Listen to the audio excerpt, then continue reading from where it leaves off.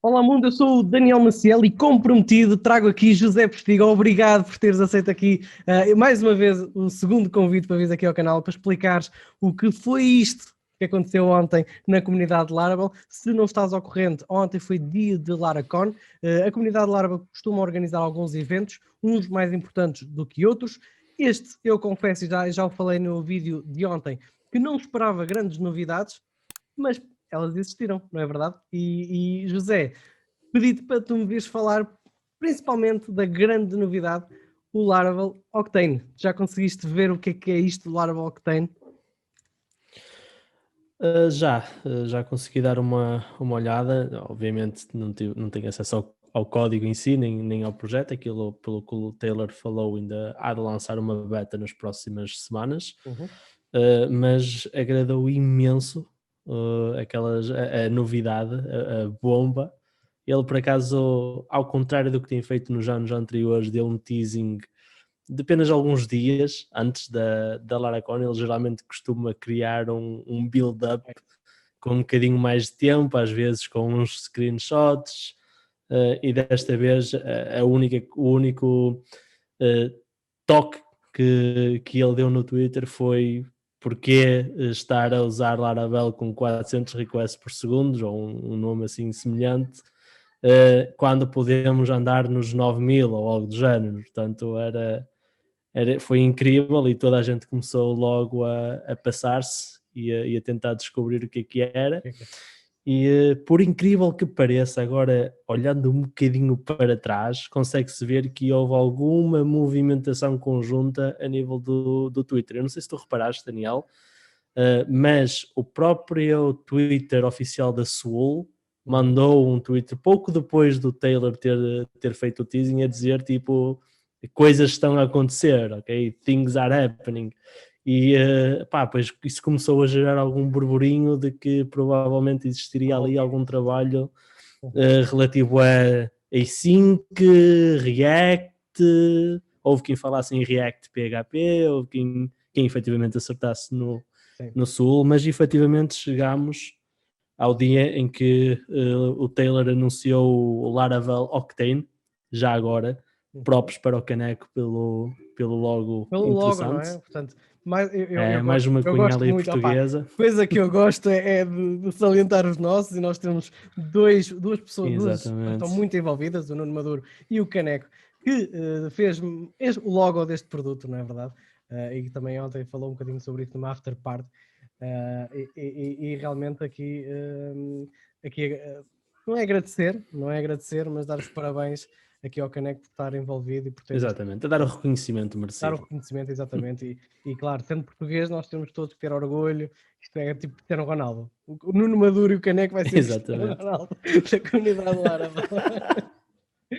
Não. Mas então, o que é O isto que é isto? do Laravel Octane, Antes, não é? antes de explicares o que é isto, eu quero te perguntar, da análise que tu fizeste, assim, depois do anúncio houve um buzz no Twitter, em tudo, é justificado esta empolgação que o pessoal está a começar a ter desta nova feature? É justificado? Ela realmente assim vai realmente trazer aqui uma melhoria significativa aos projetos Laravel?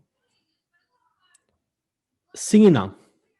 Ok? E eu tenho que efetivamente também partilhar muito daquilo que o Taylor falou logo no início da apresentação, Uhum. que opá, este tipo de performance é algo que numa aplicação que efetivamente não requeira um nível de processamento estupidamente alto, é algo que nós não nos.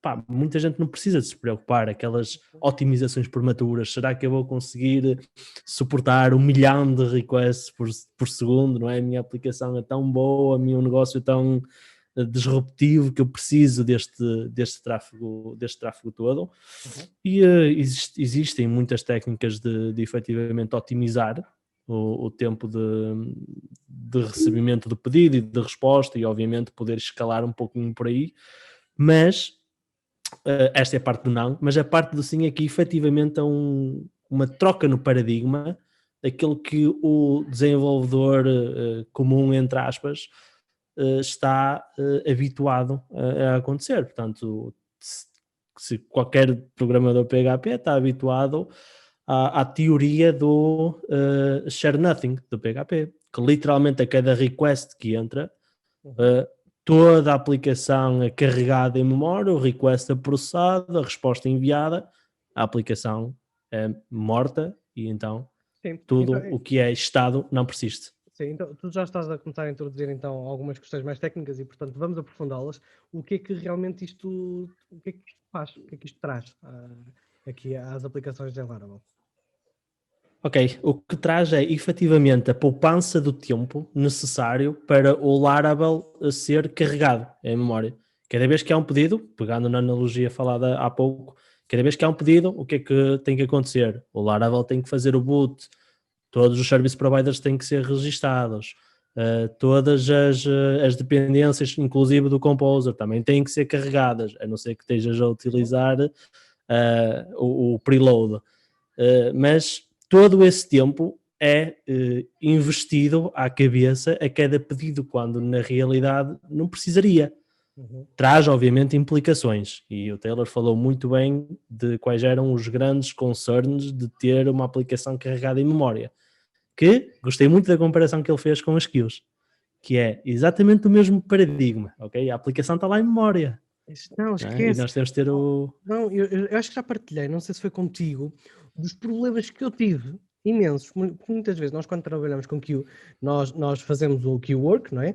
Então a nossa aplicação é colocada em memória e nós muitas vezes até estamos a testar e estamos a mudar qualquer coisa, esquecemos de parar aquilo e pensamos que as coisas não estão sem funcionar, às vezes é só parar o serviço e recomeçá-lo, não é? E até nisso ele É introduziu verdade.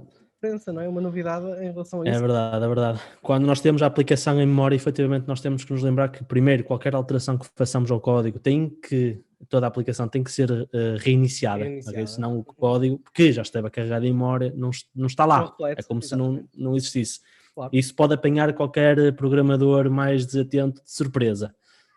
E efetivamente aquilo que, no geral, o que é o Laravel Octane? É basicamente o carregamento do Laravel em memória, com as devidas preocupações de limpar qualquer estado mais comum a cada final de request, mas é isso, é a poupança do boot da framework a cada request.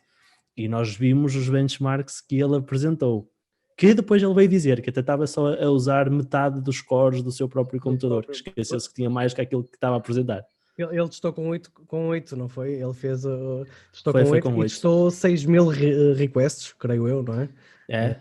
Vimos 6.000 requests por segundo e depois também vimos o Octane Route, se não estou em erro, que deu 16.000 requests por segundo, se não me falha a memória. Portanto, temos aqui demasiada performance, digamos. Mas isto na prática, para quem ainda para mais para quem está a começar na programação, isto significa o quê? Que se eu tiver 6.000 pessoas a aceder ao meu site, o meu site vai conseguir responder a essas 6.000 pessoas? Exatamente. Basicamente eles estão a Esquecendo testar a base de quantos dados. requests por segundo faz. Esquecendo a ligação da base de dados, obviamente. Claro que quantos mais serviços externos da nossa aplicação depender, mais lenta o tratamento de um pedido vai demorar. Mas não quer dizer que vamos ter 6.000 requests por segundo a serem tratados numa aplicação em produção, digamos assim, numa típica aplicação. Lá está. Temos esses pedidos, podemos ter ligação à base de dados, podemos ter outro tipo de dependências que temos que tratar, comunicações com outras APIs. Portanto, isto é como se costuma dizer, não é? Uma corrente é só tão forte como o seu elo mais fraco. Portanto, se nós tivermos algum serviço que responde mais lento, a nossa aplicação vai ser arrastada por consequência, mas são excelentes novidades. Estamos a falar de cerca de 400, 500 requests por segundo no mesmo benchmark que ele fez para 6.000, é considerável, não é? A diferença é muito grande, claro que sim. Mas isto aqui, então, ele está a utilizar dois serviços por trás, não é? O Roadrunner, penso que é assim que se chama. Runner, exatamente. Roadrunner, yeah. Basicamente, isto já existia no PHP. A ideia foi criar uma interface para facilitar quem utilizar a framework Laravel a utilizar isto, correto? Exatamente. É a criação de um wrapper à volta de dois serviços que já existem atualmente no nosso ecossistema, o Swole, okay? Que é muito baseado em eventos, event-driven, async, coroutines, basicamente, e o Roadrunner, que é literalmente um web server feito em Go, ok? E o grande toque de gênio, se me permites a expressão, foi exatamente criar o wrapper para que numa aplicação standard de Laravel, numa aplicação que tu, Daniel, já tenhas desenvolvido em Laravel, rapidamente possas tirar o proveito deste async, non-blocking I/O processamentos. Sim, nós durante estes últimos uns anos atrás, mas nós estamos acompanhando também a evolução do Node, em que era uma framework que também conseguia lidar com muitos requisitos. Isto começa a pôr o PHP ao mesmo nível, o PHP, neste caso o Laravel, ao mesmo nível, por exemplo, que a utilização com o Node ou com outras plataformas. Já começa a ser menos um argumento de comparação, efetivamente. Estar a comparar uma aplicação tipicamente PHP, Laravel neste caso com o Node, estar a comparar laranjas com massagem, efetivamente. Mas dos argumentos mais fortes em utilização de Node e não utilização de PHP é efetivamente alta performance, alto throughput, e isso com esta introdução no ecossistema já muda. É que para mais, quando estás a falar em Node, não estás a falar nas bibliotecas, não é? Não estás a falar nas frameworks que podes implementar em cima dela. Enquanto aqui não estás a falar de PHP, estás a falar de uma framework, que é do Laravel, que permite-nos criar aplicações de forma bastante rápida, e agora não só nos permite criar as aplicações bastante rápido, como também permite servi-los de uma maneira bastante performática. Exatamente. Tu tiveste, eu sei que tiveste um dia muito, muito complicado, não conseguiste acompanhar o Laracon todo, mas daquilo que conseguiste acompanhar, o que é que mais te atraiu neste evento? Eu sei que viste ainda também outras apresentações do Taylor, houve alguma coisa que te disseste, isto é porreiro, que ele também apresentou outras coisas, não é? Sim, ele também, por exemplo, parallel testing, ok? Já tinha sido anunciado, já toda a gente conhece, ok? Feito pelo Nuno Maduro, ou com mão do Nuno Maduro. Exatamente. Português. Exato, essas brincadeiras. Exato.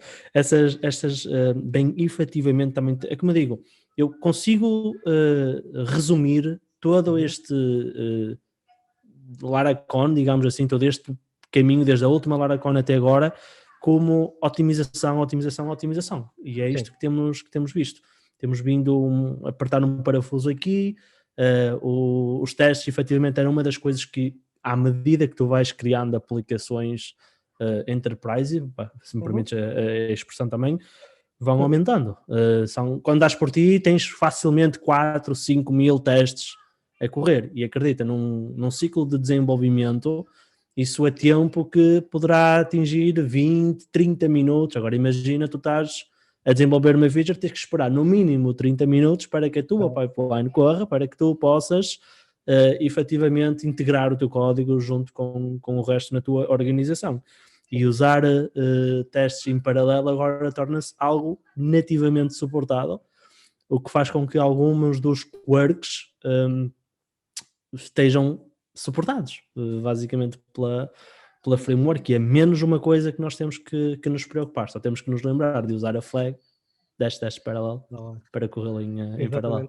E tu viste também uma parte que ele falou sobre a parte dos JSONs, que nós muitas vezes também era um bocadinho complicado trabalharmos naquilo nos testes. Chegaste a ver os exatamente, do JSON Fluent Testing, se não falha a memória, que, já tive N de situações em que usar o assert.json, usar o assert.json fragment começam a ser uma dor de cabeça, e o facto de agora nos permitir ter uma interface mais fluente de interagir com as possíveis respostas, eu estou mortinho por meter as mãos nisso, num projeto que já vem aqui ao topo da minha cabeça, porque vai-me permitir reduzir imenso até as assertions.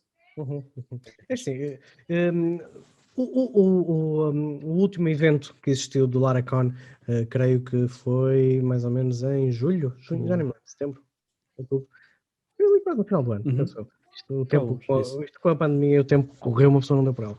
Mas era um evento. Continuei em março de 2020. Quase eu. Eu, se não tivesse a minha filha agora a crescer, eu não dava pelo tempo a passar. Pensei que estava igual. Mas o mundo cresce, não é? E nesse evento nós esperávamos muita evolução, não é? Sabíamos que ia sair uma nova versão do Laravel. Houve ali uma grande surpresa com o Jetstream. Mas nós sabíamos que era um evento onde iria existir muita novidade. Neste, o evento quase que passava despercebido, ou foi um evento mais silencioso, ou pelo menos eu senti assim. E realmente depois isto criou aqui uma vivacidade. Isso também é importante para as comunidades, saber que a nossa framework, que trabalhamos diariamente, está a evoluir e está a criar coisas novas. Isso, 150 programadores também, esse orgulho. Claro. Sim, efetivamente temos visto poucas grandes novidades. Obviamente, geralmente há um evento no ano em que o Taylor aproveita para lançar aquela coisa que já tem vindo a dar teasings, e neste vimos algo como se tipo, fosse feito à última hora, estás a perceber? Há 2 dias ou 3 dias antes, olha, preparem-se basicamente porque vai vir aí uma grande novidade para todos. E foi interessante. E eu senti também no discurso dele que ele também estava à procura de uma ideia, algo mais revolucionário, algo que ele até comparou com o Laravel Livewire, efetivamente, como um shift de paradigma relacionado com e é normal que à medida que um projeto vai amadurecendo, não vai haver tanto aquela revolução, não é tão facilmente atingido isso, ok? Não é tão fácil vir com esse tipo de soluções novas e revolucionárias. A plataforma está num patamar, uma plataforma robusta, portanto estamos aqui num patamar agora em que provavelmente, ok, podem nascer features como o Jetstream, que nem é tanto da framework, aquilo é um package externo, não é? É um produto que possa instalar à parte, mas podemos esperar mais melhorias, por exemplo, como estas de performance e de escalabilidade da aplicação. Achas que vai ser o próximo desafio da framework? Isso é uma boa pergunta. A equipa do Laravel já muitas vezes nos mostrou que consegue sacar coelhos da cartola de coisas que nós nem sabemos que precisamos. Estamos, digamos, tão envolvidas num ecossistema e habituados aos limites que eles nos impõem implicitamente, que efetivamente não nos lembramos que isto seria um problema até que efetivamente eles fazem o push contra o status quo para trazer essas novidades. Mas muitas das coisas que temos vindo nos últimos tempos a acontecer são efetivamente quality of life improvements, não é? Aquelas melhorias aqui, aquelas dorzinhas que tínhamos acolá, que ele tem-nos vindo a adicionar nativamente na framework para nos poder ajudar a resolver. Por exemplo, a parte de trazer o Laravel Sale. Nunca na vida uma pessoa ia pensar que o Laravel ia por defeito fazer o push para incluir Docker no desenvolvimento. Facilitar, e efetivamente aquilo facilita imenso, não é? Aquilo, quando era uma dor de cabeça, agora com meia dúzia de comandos, 2 comandos, creio eu, levantas um projeto de Laravel no Docker, não é? É fantástico. E não tens de te preocupar tanto, e tal, precisas do Laravel, ou então no Windows precisas instalar um Laragon, um Champ, ou o que é que seja. Sim. Ok, continuas a ter uma dependência, não é? Tens de ter o Docker instalado, mas a partir daqui já tens as ferramentas nativas para poderes ter o teu ambiente de desenvolvimento pronto em meia dúzia de minutos. E eu acho isso também super importante, se calhar na minha perspectiva pessoal, é muito mais importante ter a framework bem aliada, robusta, todos os detalhes contam e claramente temos um histórico de olhar aos detalhes que ninguém consegue negar. E estes gostos que nos deixam depois na boca com estas novidades fantásticas, acho que estão a fazer um excelente trabalho. Daqui para a frente só eles é que devem saber, não há assim nada que eu consiga falar de antemão sobre. Se calhar ele devia focar-se um bocadinho mais aqui ou ali, porque em comparação com muito do que temos... Basicamente o que estás a dizer, olha, o que está para mim chega, está bom, não mexe mais. Quando descobrir alguma coisa, olha... Deixem amadurecer um bocadinho, deixem pelo menos absorver aqui esta informação e depois vemos. Mas efetivamente um dos bottlenecks, e podemos usar que foi um dos grandes argumentos para o nascimento do Lumen, era mesmo tipo a performance do Laravel, que desde a versão 6 ou 7 já nem sequer se justificava esse projeto. E sinceramente acho que isto poderá ditar o decay do uso do Lumen para o que quer que seja. Ele por acaso falou sobre isso no Twitter, mas a interpretação que é assim, eu acho que o próprio Laravel também melhorou de performance por causa do próprio PHP, que também melhorou de performance, não é? O PHP também teve uma evolução, principalmente na versão 7.2, creio eu, em que automatizou muito em termos de performance, e o Laravel obviamente também ganhou com isso.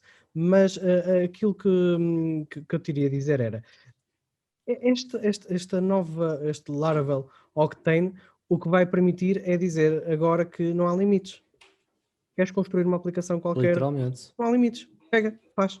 Não há desculpas. Literalmente não há desculpas. Agora já não podes dizer que ele é lento, porque efetivamente ele não é lento. Claramente. Piga, olha, eu quero-te agradecer muito este tempo. Hoje foi aqui uma correria. E pronto, e já sabes, quando quiseres estar aqui no canal, eu também te vou chatear quando precisar de ti. Quando tu quiseres e tiveres alguma coisa para falar, estamos cá e já sabes que podes contar comigo. Agradecer-te imenso. E claro, a vocês também agradecer por estarem aqui a assistir. Não se esqueçam de subscrever e colocar gosto. E claro, encontramos-nos no próximo vídeo.